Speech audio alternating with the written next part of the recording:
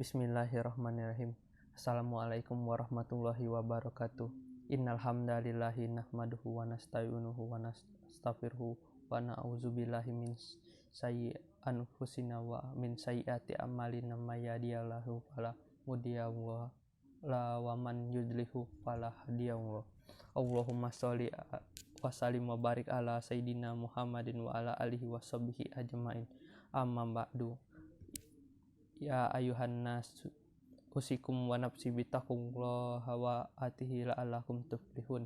Ya ayyuhallazina amanu taqullaha tuqati wa la tamutunna illa wa antum muslimun. Fastabiqul khairat ainama takun yatinikumullahu jami'an innahu halal kulli syai'in qadir. Amma ba'du. Alhamdulillah, segala puji bagi Allah yang telah melimpahkan segala nikmat dan hidayahnya sehingga kita masih bisa menikmati indahnya iman, Islam, dan ihsan. Tak lupa pula salawat dan salam selalu tercurahkan kepada uswah kita, yaitu Nabi Muhammad SAW yang telah berjuang hingga tegaknya agama Allah ini dan syafaat yang kita nantikan di yaumil qiyamah. Jamaah Jumat yang berbahagia, dahulu peradaban Islam pernah menguasai banyak daratan di dunia ini, mulai dari ujung barat hingga belahan timur sampai daratan benua Amerika. Jika kita mau menelusuri sejarah melalui manuskrip yang otentik, akan banyak ditemui bukti dan fakta yang sengaja ditutup-tutupi supaya umat Islam tidak menjadi golongan yang superior. Islam pernah menjadi peradaban besar, tepatnya pada masa Daulah Islamiyah atau Khulafaur Rasyidin, Umayyah, Abbasiyah, Utsmaniyah, dan sebagainya, yang membawa Islam pada waktu itu sebagai sebuah agama dan peradaban yang sangat terkenal dan masyhur pada zamannya. Akan tetapi, kejayaan tersebut saat ini kini menjadi sebuah kenangan dan cerita sejarah yang membanggakan di tengah kondisi umat Islam, khususnya di Indonesia, yang terpuruk akibat urusan politik dan pemerintahan yang belakangan ini hangat diperbincangkan. Hal ini bukan tanpa sebab. Secara umum, khotib melihat ada dua penyebab terpuruknya umat Islam di negeri ini. Pertama, kelemahan internal, karena umat sudah jauh dari Al-Quran dan hadis Nabi, sehingga cinta dunia dan takut akan kematian, yang artinya umat Islam sudah terpapar penyakit wahin. Kedua adalah pengkondisian yang sengaja terus diupayakan oleh orang-orang dan kelompok serta negara tertentu yang ingin supaya umat Islam lemah, tercerai-berai, dan saling gontok-gontokan. Jemaah Jumat yang berbahagia, mari kita renungkan petuah baginda Rasulullah SAW agar di dalam membangun umat ini terhindar dari segala mara bahaya. Dalam hadis yang diriwayatkan oleh Sauban radhiyallahu anhu, Rasulullah bersabda, hampir terjadi keadaan yang mana umat lain akan mengerumuni kalian bagai orang-orang yang mengerumuni makanannya. Salah seorang sahabat bertanya, apakah karena sedikitnya kami itu ya Rasulullah? Nabi Muhammad SAW menjawab, pada saat itu kalian banyak jumlahnya, tetapi kalian bagaikan gutsa atau busa, dan pasti Allah akan mencabut rasa segan yang ada di dalam dada-dada musuh kalian. Kemudian Allah campakkan kepada kalian rasa wahan, kata para sahabat. Wahai Rasulullah, apakah wahan itu? Beliau bersabda, cinta dunia dan takut akan kematian. Jemaah Jumat yang berbahagia, hadis di atas memaparkan berita mengenai keadaan umat Islam di akhir zaman. Dalam hadis tersebut dijelaskan bahwa akan terjadi sebuah masa di mana jumlah umat Islam sangat banyak. Akan tetapi banyaknya hanya dalam segi jumlah dan kuantitas saja, tanpa memiliki kualitas dan keilmuan yang mumpuni. Mengingat kembali sejarah Islam, pada tahun 625 Masehi pernah terjadi perang Uhud, di mana para serdadu Islam bertempur dengan pasukan kafir Quraisy di lembah Uhud. Meski tentara Muslim jumlahnya sama imbangnya dengan tentara Quraisy, hanya akibat ulah segelintir tentara musuh yang menyebar harta rampasan perang dan emas ke daerah sekitar peperangan membuat para pasukan pemanah yang harusnya tetap bertahan di pos masing-masing justru turun gunung, sehingga membuat pertahanan umat Islam terpecah dan akibatnya pasukan Muslim kalah dalam perang. Sejarah tersebut secara gamblang juga termaktub dalam perang Hunain, di mana pertempuran tidak mesti ditentukan oleh banyaknya jumlah pasukan yang ikut berperang. Sesungguhnya Allah telah menolong kamu, wahai orang-orang yang beriman, di medan peperangan yang banyak. Dan ingatlah peperangan Hunain, yaitu ketika kamu menjadi congkak karena banyaknya jumlahmu, maka jumlah yang banyak itu tidak memberi manfaat kepadamu sedikit pun. Dan bumi yang luas itu terasa sempit olehmu. Kemudian kamu lari ke belakang dan bercerai-berai. Kisah ini termaktub dalam Quran surat At-Taubah ayat 25. Jemaah yang berbahagia, bagi seorang mukmin yang merindukan kebahagiaan abadi di negeri akhirat, tentu ia akan berusaha mencari bekal sebanyak-banyaknya sehingga ia selalu siap kapan saja ketika malaikat maut akan menjemputnya. Ia selalu sadar jika kehidupan di dunia ini hanyalah fana dan sementara. Semua kenikmatan dunia akan ditinggalkan. Begitu nyawa keluar dari badan, kulun nafsun zaikatul maut. Tiap-tiap yang bernyawa akan merasakan mati. Quran surat Ali Imran 185. Begitu banyak kaum muslimin yang mengisi kehidupannya untuk memburu dunia. Hanya kenikmatan dan pernak-pernik dunia yang mengisi kepalanya, hingga tanpa ia telah melupakan akhiratnya. Gaya hidup mewah, glamor, dan berlebihan kini semakin membudaya. Halal haram pun tak lagi diindahkan, baik dalam makan, minum, pergaulan, dan cara berpakaian. Allah melarang kita memandang dengan penuh ketakjuban pada manusia yang dianugerahi kenikmatan dunia, karena kelak mereka pun akan merasakan kematian itu pula.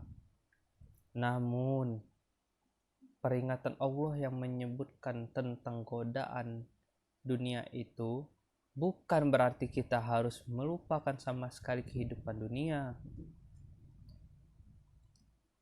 Pada Quran surat Al-Qasas ayat 77, Allah berfirman yang artinya, dan carilah pada apa yang telah dianugerahkan Allah kepadamu, kebahagiaan negeri akhirat. Dan janganlah kamu melupakan bagian dari kenikmatan duniawi dan berbuat baiklah kepada orang lain, sebagaimana Allah telah berbuat baik kepadamu.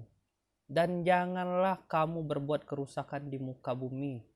Sesungguhnya Allah tidak menyukai orang-orang yang berbuat kerusakan. Jika kita terlalu mencintai dunia, Allah telah memperingatkan kita dengan firman-Nya dalam Quran surat An-Nazi'at ayat 37-41 yang artinya, adapun orang yang melampaui batas dan lebih mengutamakan kehidupan dunia, maka sesungguhnya nerakalah tempat tinggal mereka. Dan adapun orang-orang yang takut kepada kebesaran Tuhannya dan menahan diri dari keinginan hawa nafsunya, maka sesungguhnya surgalah tempat tinggalnya. Maka jadikanlah kehidupan kita di dunia ini seperti orang asing atau musafir yang nomaden atau tidak hidup menetap. Gunakan masa hidup kita untuk mengumpulkan perbekalan menuju kampung halaman abadi kita, yaitu negeri akhirat.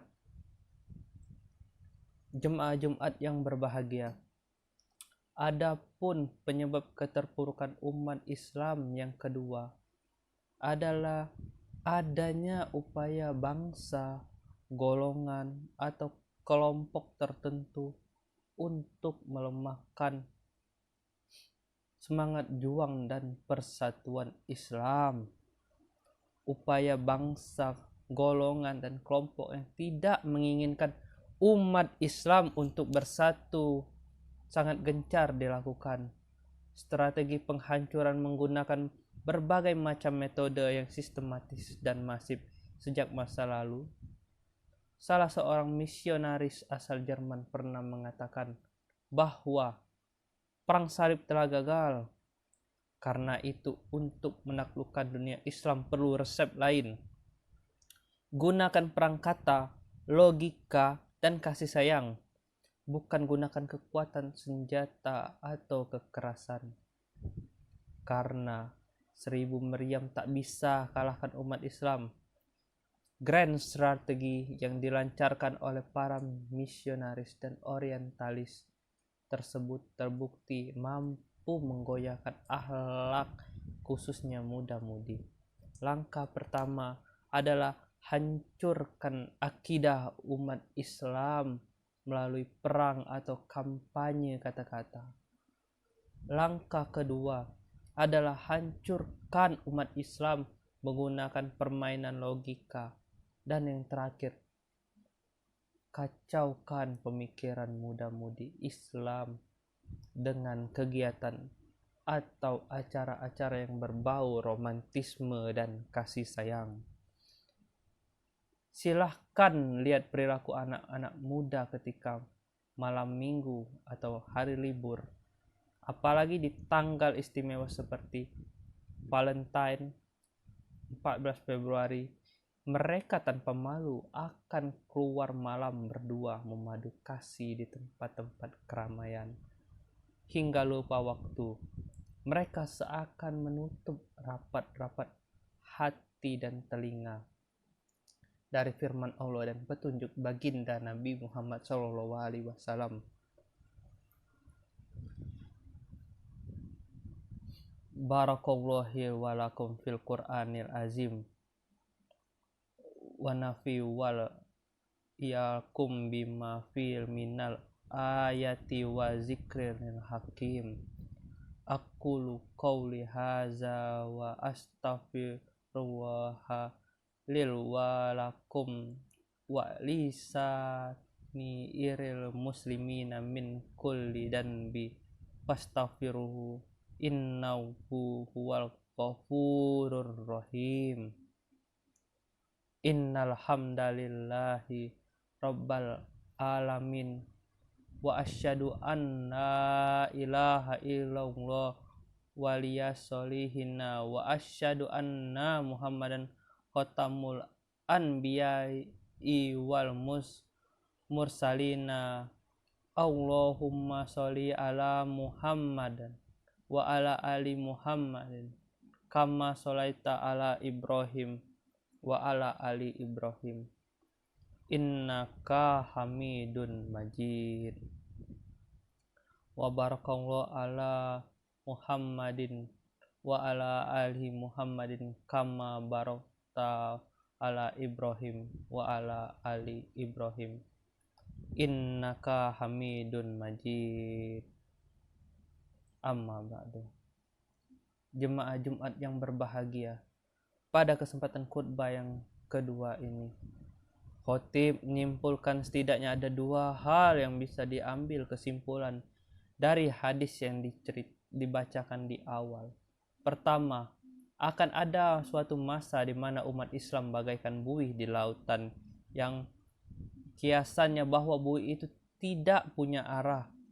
Kebanyakan pelaku al-wahan ini terjadi karena tidak punya keteguhan hati dan pendirian, mudah diombang-ambingkan rayuan dunia. Kedua, buih tidak mempunyai nilai. Hal ini terbukti dengan banyaknya aksi-aksi kriminal dan persekusi yang menimpa umat Islam. Mereka dibantai tanpa ampun oleh golongan lain, direbut harta bendanya, dirampas kehormatannya, hingga dilecehkan keluarganya. Maka melalui khotbah ini, supaya kita selaku umat Islam selalu meningkatkan giroh dan azam dalam berislam. Allahumma fir lil muslimina wal muslimat wal mu'minina wal mu'minat al ahyan wal minhum wal amwat innaka sami'un qaribul muhibun wa dawaat. Rabbana la tuskulu Rabbana la tunazikna inna sinna au aqtana Rabbana walam tahbil alaina isrun kama halam tahul allazina min qablina Rabbana wala tuhammilna man la taqam qalana bihi wafu anna wa firlana warhaman anta ma lana funsarna alal qawmil kafirin. Rabbana atina fid dunya hasanah wa fil akhirati hasanah tawakina azabanal walhamdulillahi rabbil alamin. Aqimus shalah.